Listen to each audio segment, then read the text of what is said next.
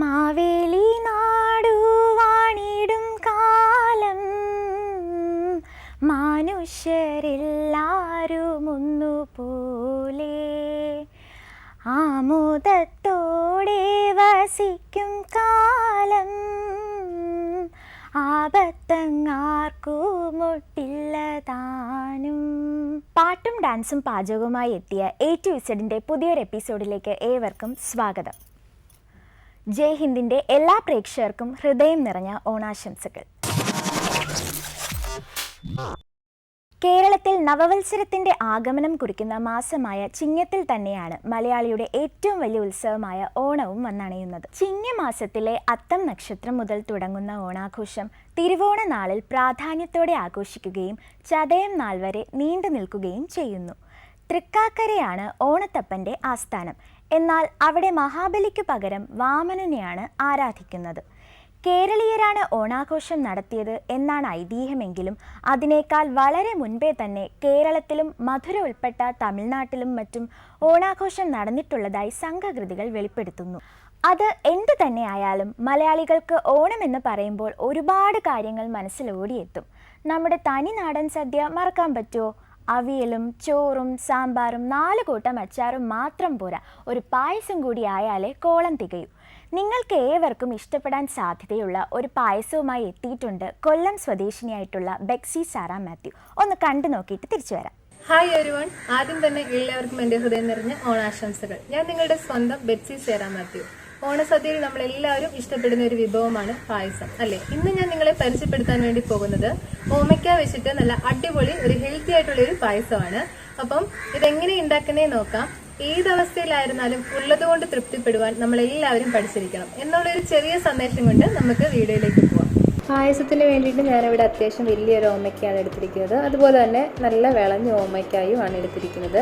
അപ്പോൾ ഇതിൻ്റെ തൊലിയൊക്കെ ചെത്തി കളഞ്ഞ് നന്നായിട്ട് കഴുകി വൃത്തിയാക്കി ഇതിനകത്തെ ആ പാടയും കുരുവൊക്കെ എടുത്ത് കളഞ്ഞിട്ട് ഇതുപോലെ ഗ്രേറ്ററിൽ വെച്ചിട്ട് കനം കുറച്ച് ഗ്രേറ്റ് ചെയ്തെടുത്തിരിക്കുകയാണ്. അതിനുശേഷം വെള്ളത്തിലിട്ടിട്ട് ഇതൊന്ന് കഴുകിയിട്ട് നന്നായിട്ട് അതിൻ്റെ വെള്ളമൊക്കെ കളഞ്ഞ് തോർത്തി വെച്ചിരിക്കുകയാണ്. പിന്നെ നമുക്ക് വേണ്ടത് തേങ്ങാപ്പാലാണ്. ഞാനിവിടെ 1.5 തേങ്ങയുടെ 2ാം പാലും എടുത്തിട്ടുണ്ട്, അതുപോലെ തന്നെ 1ാം പാലും എടുത്തിട്ടുണ്ട്. പിന്നെ നമുക്ക് വേണ്ടത് മധുരത്തിനനുസരിച്ച് ശർക്കര പാനിയാക്കിയത്. ഞാനിവിടെ 1/4 കിലോ ശർക്കര പാനിയാക്കിയതാണ് എടുത്തിരിക്കുന്നത്. പിന്നെ ചൗവരി എടുത്തിട്ടുണ്ട്, 2 മണിക്കൂർ വെള്ളത്തിൽ കുതിർത്ത് വെച്ചതാണിത്. പിന്നെ നമുക്ക് കിസ്മിസ് വേണം, അതുപോലെ തന്നെ തേങ്ങാക്കൊത്ത്. പിന്നെ നമുക്ക് വേണ്ടത് കാഷ്യൂനട്ട്. പിന്നെ ഇവിടെ എടുത്തിരിക്കുന്നത് ഏലക്കായും ചുക്കും കൂടെ പൊടിച്ചതാണ്. അതൊക്കെ ടേസ്റ്റിനനുസരിച്ച് എടുക്കാം. അടുത്തതായിട്ട് ഒരു ഉരുളി എടുത്ത് ഞാൻ സ്റ്റൗവിൽ വെച്ചിട്ടുണ്ട്. സ്റ്റൗ കത്തിക്കുക. അതിലേക്ക് നമുക്ക് 2 ടേബിൾ സ്പൂൺ നെയ്യ് ഒഴിച്ചു കൊടുക്കാം. നെയ്യ് ഒന്ന് ചൂടായി വരുമ്പോഴേക്കും നമ്മൾ ഗ്രേറ്റ് ചെയ്ത് വെച്ചിരിക്കുന്ന ഓമയ്ക്ക ഇതിലേക്ക് ഇട്ട് കൊടുത്തിട്ട് നന്നായിട്ടൊന്ന് വഴറ്റിയെടുക്കുക. അപ്പോൾ ഈ വഴറ്റിയെടുക്കുമ്പോഴേക്കും നല്ലൊരു ടേസ്റ്റാണ് നമുക്ക് പായസം കഴിക്കാനായിട്ട്. അപ്പോൾ ഓമയ്ക്ക ഇവിടെ നന്നായിട്ടൊന്ന് വഴണ്ട് വന്നിട്ടുണ്ട്. ഇനി നമുക്കിതിലേക്ക് എടുത്തു വെച്ചിരിക്കുന്ന ശർക്കര പാനിയാക്കിയത് ഒഴിച്ചു കൊടുക്കാം. അപ്പോൾ ഇത് ഒഴിച്ചു കൊടുത്തിട്ട് നന്നായിട്ട് മിക്സ് ചെയ്തെടുക്കുക. അതിനുശേഷം ഇതൊന്ന് കുറുകി വരുമ്പോഴേക്കും നമ്മൾക്കിതിലേക്ക് എടുത്തു വെച്ചിരിക്കുന്ന ചൗവരി കൂടി ചേർത്ത് കൊടുക്കാം. ഇനിയും ഈ ചൗവരിയും അതുപോലെ തന്നെ ഓമയ്ക്കായും ഈ ശർക്കര പാനിയാക്കി ഇതിൽ കിടന്ന് വേണം ഇതിൻ്റെ ഒരു 1/4 ഭാഗവും നമുക്ക് വെന്ത് കിട്ടാൻ വേണ്ടിയിട്ട്. അപ്പോൾ നന്നായിട്ട് ഇളക്കി കൊടുത്ത് ഇത് നന്നായിട്ട് വേവിച്ചെടുക്കാം. അപ്പോൾ ഇതിവിടെ നന്നായിട്ടൊന്ന് 1/4 ഭാഗത്തോളം വെന്ത് ഇതുപോലെ ഒന്ന് കുറുകി വന്നിട്ടുണ്ട്. ഇനി നമുക്കിതിലേക്ക് എടുത്തു വെച്ചിരിക്കുന്ന 2ാം പാല് ഒഴിച്ചു കൊടുക്കാം. 2ാം പാല് ഒഴിച്ചു കൊടുത്തതിന് ശേഷം നന്നായിട്ട് മിക്സ് ചെയ്തെടുക്കുക. ഓമയ്ക്കായുടെയും ചൗവരിയുടെയും വേവ് ബാക്കിയുള്ളത് നമ്മുടെ ഈ 2ാം പാലിൽ കിടന്നിട്ടാണ് വെന്ത് കിട്ടുന്നത്. അപ്പോൾ ഇതിവിടെ ചെറുതായിട്ടൊന്ന് തിളച്ചൊക്കെ വന്നിട്ടുണ്ട്. നെയ്യൊക്കെ ഒന്ന് തെളിഞ്ഞു വന്നിട്ടുണ്ട്. ഈ ഒരു സമയമാകുമ്പോഴേക്കും നമ്മൾക്ക് ഇതിലേക്ക് എടുത്തു വെച്ചിരിക്കുന്ന ചുക്കും ഏലക്കാപ്പൊടിയും കൂടെ ഇതിലേക്ക് ഇട്ട് കൊടുക്കാം. ഇപ്പം നല്ല അടിപൊളി ഒരു മണമാണ് വരുന്നത്. ഈ ടേസ്റ്റ്, അതായത് ഈ മധുരം ഒന്ന് ബാലൻസ് ചെയ്യാൻ വേണ്ടിയിട്ട് നമുക്ക് ഇതിലേക്ക് സ്വല്പം ഉപ്പും കൂടെ ചേർത്ത് കൊടുക്കാം. ഇപ്പം വേണമെങ്കിലും നമുക്കിത് കഴിക്കാം, പക്ഷെ നിങ്ങൾ കഴിക്കരുത്. കുറച്ച് സമയം കൂടെ ഒന്ന് വെയിറ്റ് ചെയ്ത് കഴിഞ്ഞാൽ നല്ല അടിപൊളി ഒരു പായസം കഴിക്കാം. അപ്പോൾ ഇവിടെ 2ാം പാലൊക്കെ ഒന്ന് കുറുകി വറ്റി വന്നിട്ടുണ്ട്. ഇനി നമുക്കിതിലേക്ക് എടുത്തു വെച്ചിരിക്കുന്ന 1ാം പാല് ചേർത്ത് കൊടുക്കാം. 1ാം പാല് ചേർത്ത് കൊടുക്കുമ്പം കുറച്ച് കാര്യങ്ങളൊക്കെ ഒന്ന് ശ്രദ്ധിക്കണം. എന്തൊക്കെയാണെന്ന് വെച്ച് കഴിഞ്ഞാൽ, ഒന്നാമത്തെ കാര്യം ലോ ഫ്ലെയിമിലിടുക.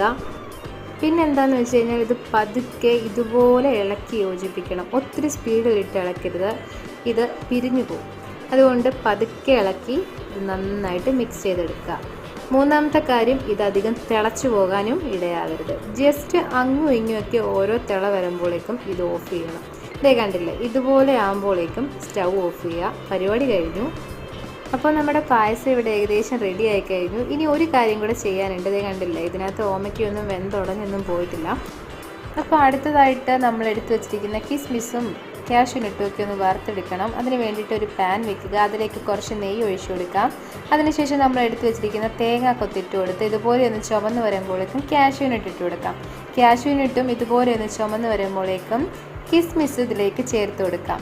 കിസ്മിസ് ഇതാണ്ട് ഇതുപോലെ ഒന്ന് വീർത്ത് വരുമ്പോഴേക്കും സ്റ്റൗ ഓഫ് ചെയ്യുക. ഇതെടുത്ത് പായസത്തിൻ്റെ മുകളിലേക്ക് അങ്ങോട്ട് ഒഴിച്ചു കൊടുക്കുക. ജസ്റ്റ് ഒന്ന് മിക്സ് ചെയ്തെടുക്കുക. അപ്പം variety, tasty and healthy payasam ready ആയി കഴിഞ്ഞു. അപ്പോൾ ഷുവറായിട്ട് നിങ്ങളിത് ട്രൈ ചെയ്ത് നോക്കണം. ബൈ. ഏത് പ്രതിസന്ധി ഘട്ടത്തിലും പുഞ്ചിരിക്കുന്ന മുഖങ്ങൾ നമുക്ക് പകർന്നു തരുന്ന ആത്മവിശ്വാസം ചെറുതല്ല. മുഖത്തിന് അഴക് നൽകുന്നത് മാത്രമല്ല, ശരീരത്തിൻ്റെ ആരോഗ്യം നിലനിർത്തുന്നതിലും പല്ലുകൾക്കുള്ള പങ്ക് വളരെ പ്രധാനമാണ്. ഭക്ഷണം പല്ലുകൾ കൊണ്ട് ചവച്ചരയ്ക്കുമ്പോൾ ദഹനപ്രക്രിയ സുഗമമാകുന്നു എന്നത് കുഞ്ഞു ക്ലാസ്സുകളിൽ നമ്മൾ പഠിച്ചിട്ടില്ലേ? ഈ ലോക്ക്ഡൗൺ കാലത്ത് ഒരു പല്ല് വേദനയോ അനുബന്ധ അസുഖങ്ങളോ വന്നാൽ എന്ത് ചെയ്യും? ആശുപത്രി സന്ദർശനം വേണമോ അതോ ഒഴിവാക്കണോ? അങ്ങനെ നിരവധി ആശങ്കകളാണല്ലേ. ആശങ്കകൾക്ക് അറുതി വരുത്തിക്കൊള്ളൂ. നമസ്കാരം, ഞാൻ ഡോക്ടർ മണികണ്ഠൻ ജിയ, convener Indian dental association Thiruvananthapuram. എല്ലാ മാന്യ പ്രേക്ഷകർക്കും ഹൃദ്യമായ ഓണാശംസകൾ നേരുന്നു.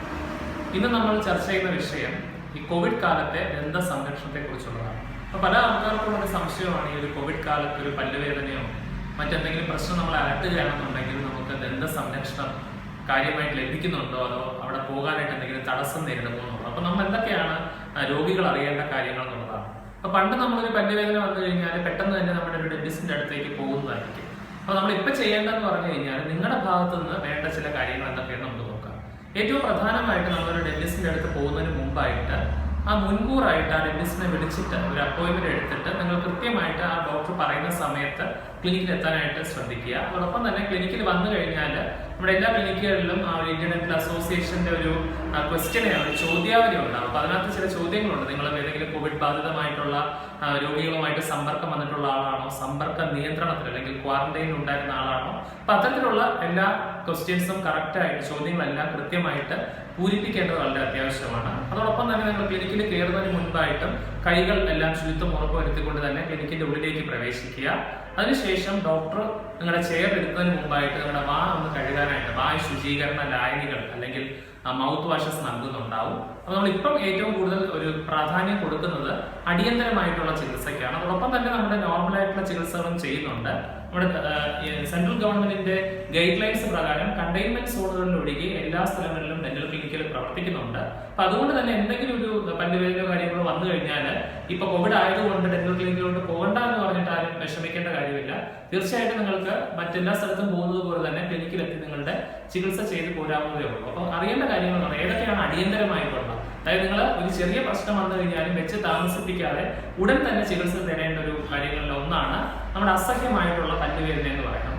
പലപ്പോഴും പല്ലുവേദന അതിന്റെ ഒരു അണുബാധ എന്ന് പറയുന്നത് പലപ്പോഴും നമ്മൾ വിചാരിക്കാത്ത മറ്റു പല കോംപ്ലിക്കേഷൻസിലോട്ട് പോകാനായിട്ടുള്ള സാധ്യതയുള്ളതാണ്. അപ്പൊ അതുകൊണ്ട് തന്നെ നിങ്ങൾ എത്ര മരുന്ന് കഴിച്ചിട്ട് മാറാത്ത അസഹ്യമായിട്ടൊരു പല്ലുവേദന ഉണ്ടെന്നുണ്ടെങ്കിൽ, അല്ലെങ്കിൽ മോണയിൽ നിന്നോ മറ്റോ അനിയന്ത്രിതമായിട്ടുള്ള രക്തസ്രാവം വരുന്നുണ്ടെന്നുണ്ടെങ്കിൽ, അല്ലെങ്കിൽ ഏതെങ്കിലും ഒരു ഭാഗത്ത് നിന്ന് നമുക്ക് ഈ പല്ലുകൾക്കോ അല്ലെങ്കിൽ താടിയിൽ നിന്നോ എന്തെങ്കിലും ഒരു പൊട്ടൽ വരുന്ന അവസ്ഥ, അത്തരത്തിലുള്ള ചില കണ്ടീഷൻസ് ആണ്. അല്ലെങ്കിൽ നമുക്കറിയാം, ചില പല്ലുവേദന വന്നിട്ട് മുഖത്ത് നീര് വന്നിട്ട് വലിയ പഴുപ്പായിട്ട് ഒരു സൈഡിൽ നിന്ന് തുടങ്ങിയിട്ട് മറ്റു സൈഡിൽ വരെ വ്യാപിക്കുന്ന തരത്തിലുള്ള വലിയ പഴുപ്പുകളായിട്ട് മാറാറുണ്ട്. അപ്പൊ അത്തരത്തിലുള്ള ആ കണ്ടീഷൻസിനെല്ലാമാണ് നമ്മൾ അടിയന്തരമായിട്ടുള്ള ഒരു കണ്ടീഷൻസ് അല്ലെങ്കിൽ എമർജൻസി സിറ്റുവേഷൻസ് ആയിട്ട് ഉൾപ്പെടുത്തിയിരിക്കുന്നത്. ഇനി നിങ്ങൾ വന്നു കഴിഞ്ഞാൽ നിങ്ങൾ ശ്രദ്ധിക്കേണ്ട മറ്റു കാര്യങ്ങൾ എന്ന് പറഞ്ഞാൽ, ആ ഡോക്ടർ ചികിത്സയെല്ലാം ചെയ്തതിന് ശേഷം നിങ്ങളുടെ പേയ്മെന്റ് ഒക്കെ കഴിവതും നമ്മുടെ ഈ ഗൂഗിൾ ട്രാൻസ്ഫർ വഴി അല്ലെങ്കിൽ ഇപ്പൊ ജിപേ പോലുള്ള ആപ്പുകൾ വഴി ചെയ്യുന്നതാണ് ഏറ്റവും അത്യുത്തമം. ഒപ്പം തന്നെ നിങ്ങൾ ക്ലിനിക്കിൽ എത്തിക്കഴിഞ്ഞാൽ മറ്റ് പ്രതലങ്ങളിലൊന്നും കഴിവതും സ്പർശിക്കാതിരിക്കുക. നമ്മുടെ റിസപ്ഷൻ റൂമിലാണെന്നുണ്ടെങ്കിലും സാമൂഹ്യ അകലം പാലിച്ചുകൊണ്ട് തന്നെ ഇരിക്കാനായിട്ട് ശ്രദ്ധിക്കുക. പിന്നെ പല ആൾക്കാരും ചോദിക്കുന്നതാണ്, നമ്മൾ എല്ലാ ആൾക്കാരെയും ഇപ്പൊ കൊണ്ടുവരാൻ പറ്റുമോ? തീർച്ചയായിട്ടും കൊണ്ടുവരാം. പക്ഷെ ഡോക്ടറിനോട് മുൻകൂട്ടി സൂചിപ്പിച്ചതിന് ശേഷം മാത്രം വേണം അത്തരമുള്ള ആൾക്കാരെ കൊണ്ടുവരാൻ. അപ്പൊ ആരൊക്കെയാണ് ശ്രദ്ധിക്കേണ്ടത്? നമ്മൾ പറയുന്ന ചില കോമോർബിഡിറ്റീസ് ഉള്ള ആൾക്കാർ, അതായത് ഹൃദ്രോഗമുള്ള ആൾക്കാർ, ശ്വാസകോശ സംബന്ധമായിട്ടുള്ള ആസ്മ പോലെയുള്ള അസുഖമുള്ള ആൾക്കാർ, പ്രമേഹ രോഗികൾ, അതുപോലെ തന്നെ ക്യാൻസർ പേഷ്യൻസ്, ചില ആൾക്കാർ രോഗപ്രതിരോധ ശേഷി കുറയ്ക്കുന്നതിന് അസുഖങ്ങളുള്ള, അതായത് ഓട്ടോ ഇമ്മ്യൂൺ ആയിട്ടുള്ള അസുഖങ്ങളുള്ള ആൾക്കാരുണ്ടാവും, എയ്ഡ്സ് പേഷ്യൻസ്. അപ്പൊ അത്തരത്തിലുള്ള ഒരുപാട് പേഷ്യൻസ് ഉണ്ട്. അപ്പൊ അങ്ങനെയുള്ള ആൾക്കാർ, അതോടൊപ്പം നല്ല ഗർഭിണികളായിട്ടുള്ളവര്, 10 വയസ്സിൽ താഴെയുള്ള കുട്ടികൾ, 60 വയസ്സിന് ശേഷമുള്ള പ്രായമുള്ള വയോജനങ്ങൾ, അപ്പൊ ഇവരൊക്കെ തന്നെ ഒരു ട്രീറ്റ്മെന്റ് വരികയാണെന്നുണ്ടെങ്കിൽ ഡോക്ടറുമായിട്ട് നേരത്തെ സംസാരിച്ചിട്ട് മുൻകൂട്ടി അപ്പോയിന്റ്മെന്റ് എടുത്തിട്ട് വേണം വരാനായിട്ട്. നമ്മൾ സാധാരണ ഡെന്റൽ ക്ലിനിക്കിലായിട്ട് വരുന്ന സമയത്ത് പലപ്പോഴും കാണുന്നതെന്ന് പറഞ്ഞാൽ ഒരു ഫാമിലി വിസിറ്റ് ആയിട്ടാണ്. ഒരു കുഞ്ഞിനെ കാണിക്കണമെന്നുണ്ടെങ്കിൽ അച്ഛനും അമ്മയും വരാറുണ്ട്, അല്ലെങ്കിൽ ഇപ്പൊ അമ്മയ്ക്ക് കാണിക്കണമെന്നുണ്ടെങ്കിൽ ചിലപ്പോൾ കുട്ടികളും അച്ഛനുമായിട്ടായിരിക്കും വരുന്നത്. അപ്പൊ അത്തരത്തിൽ നമ്മൾ ബൈസ്റ്റാൻഡേഴ്സിനെ കൊണ്ടുവരാനായിട്ട് പറയാറുണ്ട്, കൂട്ടിരിപ്പുകാരെ കൊണ്ടുവരാനായിട്ട് പറയാറുണ്ട്. അപ്പൊ കഴിവതും നിങ്ങൾ അത്തരത്തിലുള്ള ബൈസ്റ്റാൻഡേഴ്സിനെ കൊണ്ടുവരുമ്പോൾ ഹെൽത്തി ആയിട്ടുള്ള ആരോഗ്യമുള്ള ഒരാളിനെ കൊണ്ടുവരാനായിട്ട് ശ്രദ്ധിക്കുക. ഞാൻ നേരത്തെ പറഞ്ഞ ഈ കാറ്റഗറിയിൽ, അതായത് മറ്റ് അസുഖങ്ങൾക്ക് മരുന്ന് കഴിക്കുന്നവരോ അല്ലെങ്കിൽ കുഞ്ഞുങ്ങളോ ഗർഭിണികളോ അല്ലെങ്കിൽ പ്രായം ചെന്ന ആൾക്കാരോ കഴിവതും അവരുടെ ചികിത്സയ്ക്കല്ലാതെ കൊണ്ടുവരാൻ ഇരിക്കുന്നതാണ് ഏറ്റവും നല്ലത്. ഇനി നമ്മൾ അവിടെ ക്ലിനിക്കിൽ നിന്ന് പോയി കഴിഞ്ഞാൽ, ക്ലിനിക്കിൽ വരുന്നതിന് മുൻപായിട്ടും ദേഹശുദ്ധി ഉറപ്പുവരുത്തുക. നമുക്ക് ഇനി വീട്ടിൽ ചെയ്യാൻ പറ്റുന്ന കാര്യങ്ങൾ എന്ന് പറഞ്ഞു കഴിഞ്ഞാൽ, കഴിവതും ആൾക്കാർക്ക് ഒരു ഡൗട്ടാണ്, ഇപ്പം ഒരു പല്ലുവേദന വന്നു കഴിഞ്ഞാൽ ഡോക്ടറെ വിളിക്കാതെ സ്വയം ചികിത്സ തേടുന്ന ആൾക്കാരുണ്ട്. അതും ശരിക്കും പറഞ്ഞ അപകടമാണ്. നമ്മുടെ ആന്റിബയോട്ടിക് ആണെങ്കിലും പെയിൻ കില്ലറുകളാണെങ്കിലും നമ്മൾ സ്വയം ചികിത്സ ചെയ്യാൻ ഇരിക്കുക എന്നുള്ളതാണ് ഏറ്റവും അറിയേണ്ട ഒരു കാര്യം. നിങ്ങളുടെ ഡോക്ടറുമായിട്ട് സംസാരിച്ചതിന് ശേഷം ഡോക്ടർ പറയുന്ന മരുന്നുകൾ കൃത്യമായിട്ട് പാലിക്കുക. നമ്മുടെ ദന്തശുചിത്വം വളരെ പ്രാധാന്യം അർഹിക്കുന്ന ഒന്നാണ്. പല പുതിയ പഠനങ്ങൾ സൂചിപ്പിക്കുന്നത്, വായിൽ എന്തെങ്കിലും തരത്തിലുള്ള ശുചിത്വക്കുറവുണ്ടെന്നുണ്ടെങ്കിൽ, വായിൽ അണുബാധ വന്നിട്ട് ഇപ്പൊ നമ്മുടെ വൈറസിന് തന്നെ അവിടെ ഒരു അറ്റാക്ക് ചെയ്യാനുള്ള ചാൻസ് വളരെ കൂടുതലാണ്.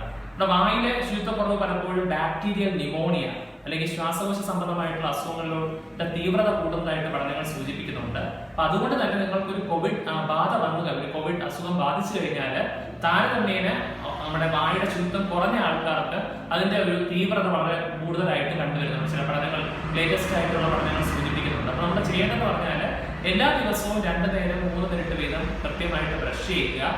പല്ലിന്റെ ഇടയിലുള്ള അഴുക്ക് അല്ലെങ്കിൽ അവിടെ കയറുന്ന ഭക്ഷണ പദാർത്ഥങ്ങൾ പലപ്പോഴും ആൾക്കാർ കണ്ടുവരുന്നതെന്ന് പറഞ്ഞാൽ, കയ്യിൽ കിട്ടുന്ന ഒരു ടൂത്ത് പിക്കോ അല്ലെങ്കിൽ സേഫ്റ്റി പിന്നോ എന്തെങ്കിലും ഇട്ട് കുത്തിയെടുക്കുന്നതാണ് പതിവ്. അതും തെറ്റായിട്ടുള്ള പ്രവണതയാണ്. ഈ പല്ലിന്റെ ഇടയിലുള്ള അഴുക്കെടുക്കാനായിട്ട് നമുക്ക് പല്ലിയുടെ ശുചീകരണ ഉപാധികളുണ്ട്. നമ്മുടെ ഓരോ വിരലുകളുടെ ഇടയിൽ ഘടിപ്പിക്കാവുന്ന തരം ഡെന്റൽ ഫ്ലോസ് എന്ന് പറയുന്ന നൂലുകൾ, അല്ലെങ്കിൽ കുറച്ചുകൂടി വിസ്താരമുള്ള പല്ലുകൾക്കിടയിൽ വിസ്തീർണമുള്ള ആൾക്കാർക്ക് പല്ലിയുടെ ശുചീകരണ ബ്രഷ് അല്ലെങ്കിൽ ഇന്റർഡെന്റൽ ബ്രഷസ് അവൈലബിൾ ആണ്. അപ്പൊ അത്തരത്തിലുള്ള ഉപാധികൾ ഉപയോഗിച്ചുകൊണ്ട് നമുക്ക് പല്ലുകൾക്കിടയിലുള്ള അഴുക്കുകൾ നീക്കം ചെയ്യാം. അപ്പൊ എല്ലാ ദിവസവും 2 നേരം 3 മിനിറ്റ് വീതം കൃത്യമായിട്ട് ബ്രഷ് ചെയ്യുക. അത് ശ്രദ്ധിക്കേണ്ടതാണ്. എന്തെങ്കിലും തരത്തിലുള്ള പ്രോബ്ലംസ് വരുന്നുണ്ടെന്നുണ്ടെങ്കിൽ നിങ്ങൾ വെച്ച് താമസിക്കുക, നിങ്ങളുടെ ഡെന്റിസ്റ്റുമായിട്ട് കൺസൾട്ട് ചെയ്യുക. അപ്പൊ കോവിഡ് കാലമാണെന്ന് വിചാരിച്ചുകൊണ്ട് ഒരിക്കലും നമ്മുടെ ദന്ത സംരക്ഷണത്തിന് ഒരു വിമുഖത കാണിക്കേണ്ട കാര്യമില്ല. പിന്നെ നിങ്ങൾക്ക് എന്തെങ്കിലും തരത്തിലുള്ള ഹെൽപ്പ് വേണമെന്നുണ്ടെങ്കിൽ നമ്മൾ ഗൂഗിളിൽ നോക്കിക്കഴിഞ്ഞാൽ ഓരോ ജില്ലകൾക്കും ആവശ്യമായിട്ടുള്ള ജില്ലാതല ഹെൽപ്പ് ലൈനുകൾ നമ്മൾ ഇന്ത്യൻ ഡെന്റൽ അസോസിയേഷന്റെ ഭാഗമായിട്ട് കൊടുത്തിട്ടുണ്ട്. അപ്പൊ ഏത് തരത്തിലുള്ള ഹെൽപ്പ് വേണമെങ്കിലും ആ നമ്പറുകളിൽ ബന്ധപ്പെടാവുന്നതാണ്. അപ്പൊ നിങ്ങൾ മറ്റ് സ്ഥലങ്ങളെല്ലാം പോകുന്നത് പോലെ തന്നെ വളരെ ശുഭാപ്തി വിശ്വാസത്തോടെ, വളരെ കോൺഫിഡന്റോടുകൂടി തന്നെ നിങ്ങൾക്ക് വന്നിട്ട് ചെയ്യാൻ പറ്റുന്നതെന്ന് തന്നെയാണ് ദന്ത ചികിത്സ. അപ്പൊ കോവിഡ് കാലമാണെന്ന് കരുതി ദന്ത ചികിത്സ മുടക്കേണ്ടതില്ല. അതാണ് ഏറ്റവും പ്രധാനം. ഇത്രയും കാര്യങ്ങൾ നിങ്ങൾ ഈ ഒരു ഡെന്റൽ ട്രീറ്റ്മെന്റ് പോകുമ്പോൾ മനസ്സിലാക്കുമെന്ന് കരുതുന്നു. നന്ദി, നമസ്കാരം.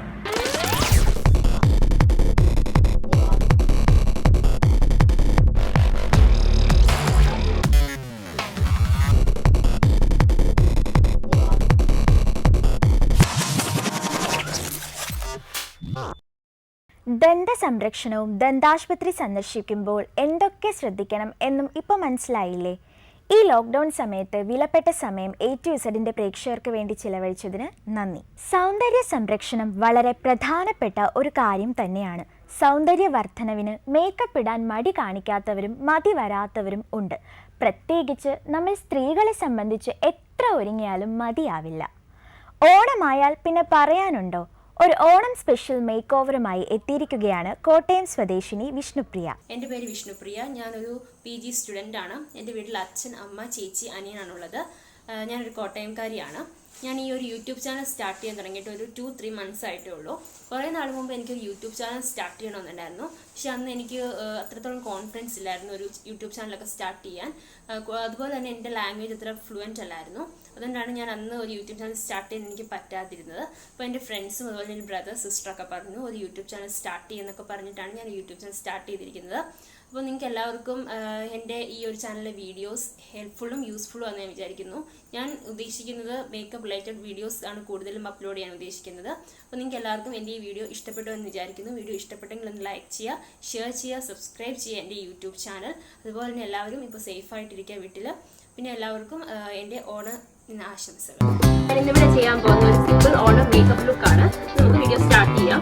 ഞാനിവിടെ ടോണറായിട്ട് യൂസ് ചെയ്യുന്നത് ഗുഡ് വൈബ്സിൻ്റെ റോസ് ഗ്ലോ ടോണറാണ്. ഈ ഒരു ടോണർ അത്യാവശ്യം നല്ല ടോണറാണ് ഓയിലി സ്കിൻ ഉള്ളവർക്ക്. മോയ്സ്ചറൈസർ ആയിട്ട് വിറ്റാമിൻ സി സ്കിൻ ടൈറ്റനിങ് ജെല്ലാണ്. ഇത് അരോമ മാജിക്കിന്റെ നല്ലൊരു മോയ്സ്ചറൈസർ ആണ്. SPF 30 ഒക്കെ ഉണ്ട്. അപ്പം ഡ്രൈ സ്കിൻകാർക്കൊക്കെ ഇത് നല്ലതാണ്.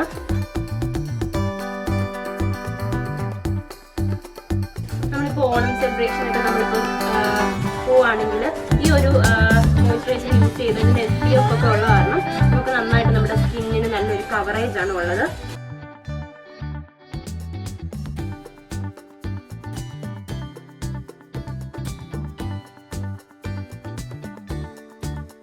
അടുത്ത് ഞാൻ ഇവിടെ യൂസ് ചെയ്യുന്നത് ഒരു ഫൗണ്ടേഷനാണ്. നൈബയുടെ ഒരു ഫൗണ്ടേഷൻ, നല്ല ഫൗണ്ടേഷനാണ്.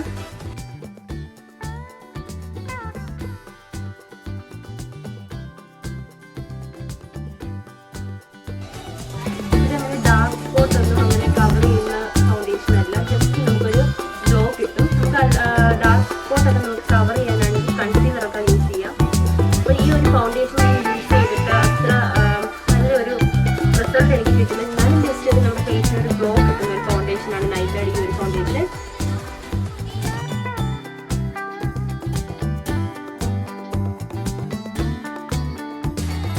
അടുത്ത് ഞാൻ ഇവിടെ എടുത്തിരിക്കുന്നത് ഇതൊരു ഫൗണ്ടേഷനാണ്. ഇത് ലിക്വിഡ് മേക്കപ്പ് ഫൗണ്ടേഷനാണ്. ഇത് അത്യാവശ്യം ഡാർക്ക് സ്പോട്ടും അതുപോലെ തന്നെ കുരുക്കൾ അങ്ങനെയുള്ള കാര്യങ്ങളൊക്കെ നന്നായിട്ടൊന്ന് ബ്ലെൻഡ് ചെയ്യുന്ന നല്ലൊരു ഫൗണ്ടേഷനാണിത്.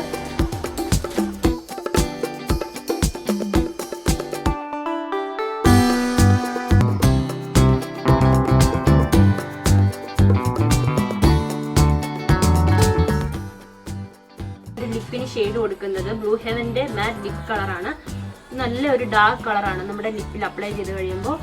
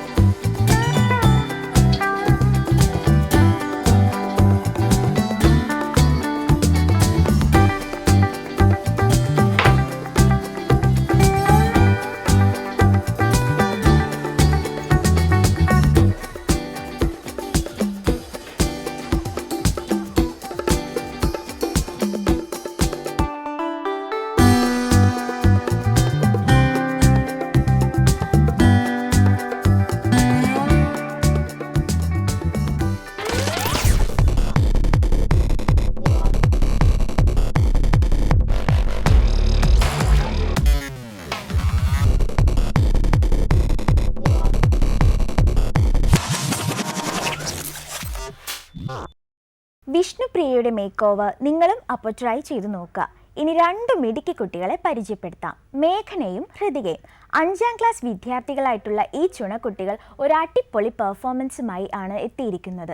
കണ്ടിട്ട് മടങ്ങി വരാം. ജയ്ഹിന്ദ് ടിവിയിലെ എല്ലാ പ്രേക്ഷകർക്കും നമ്മുടെ ഹൃദയം നിറഞ്ഞ ഓണാശംസകൾ. നമ്മൾ ഇന്നിവിടെ പെർഫോം ചെയ്യാൻ പോകുന്ന ഒരു ആൽബം സോങ് ആണ്. പേര് ഗോവ ബീച്ച്. എൻ്റെ പേര് മേഘ്ന. എൻ്റെ പേര് ഋത്തിക. ട്രിവാൻഡ്രത്താണ് നമ്മുടെ വീട്. നമ്മൾ രണ്ടുപേരും കസിൻസ് ആണ്. 5th സ്റ്റാൻഡേർഡിൽ പഠിക്കുന്നു. എൻ്റെ school Christ Nagar senior secondary school Thiruvallam. എൻ്റെ school the school of the good shepherd Akkulam. നമുക്ക് ഡാൻസ് നല്ല ഇഷ്ടമാണ്. ലോക്ക്ഡൗൺ ടൈമിൽ നമ്മൾ ഓൺ കൊറിയോഗ്രാഫി ചെയ്ത ഒരു ഡാൻസ് ആണ് ഇന്ന് പെർഫോം ചെയ്യാൻ പോകുന്നത്. Thank you.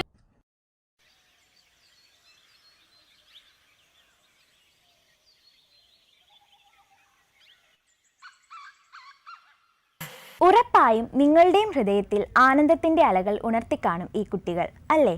കൊച്ചു മിടുക്കികൾക്ക് എല്ലാവിധ ഭാവുകങ്ങളും നേരുന്നു.